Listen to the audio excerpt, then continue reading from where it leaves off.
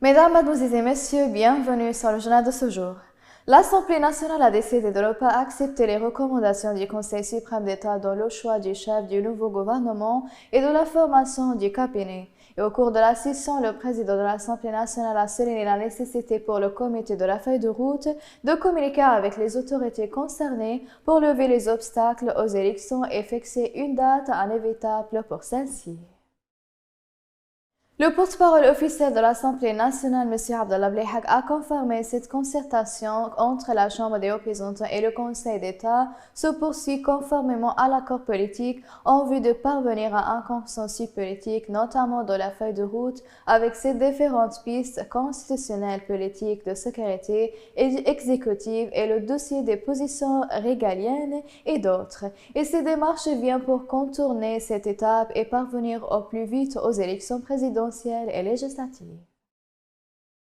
Le vice-président du Conseil présidentiel, M. Abdallah Lefi, a rencontré le ministre de la Justice et un certain nombre d'universitaires et de spécialistes de domaine juridique et de la réconciliation nationale pour discuter de l'achèvement de ces travaux et les cadres juridiques qui contribuent au succès du projet de réconciliation nationale. Cette réunion s'inscrit dans la continuité des réunions précédentes tenues par le Conseil présidentiel pour étudier les lois et décisions précédemment promulguées relatives à la réconciliation nationale.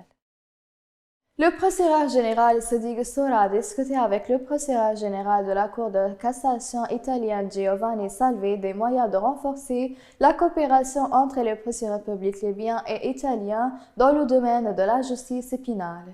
La réunion s'inscrit dans le cadre de la discussion de la recherche d'un mécanisme de travail pour résoudre les problèmes qui empêchent l'achèvement des enquêtes de nature commune, surtout en ce qui concerne le crime organisé. Le Premier ministre, M. Abdelhamid Dbeiba, accompagné de sa délégation, a fait le point sur la situation des entreprises libyennes au Tchad, les problèmes et les obstacles auxquels elles sont confrontées et en présence du chef des dirigeants et des entreprises publiques libyennes d'investissement au Tchad.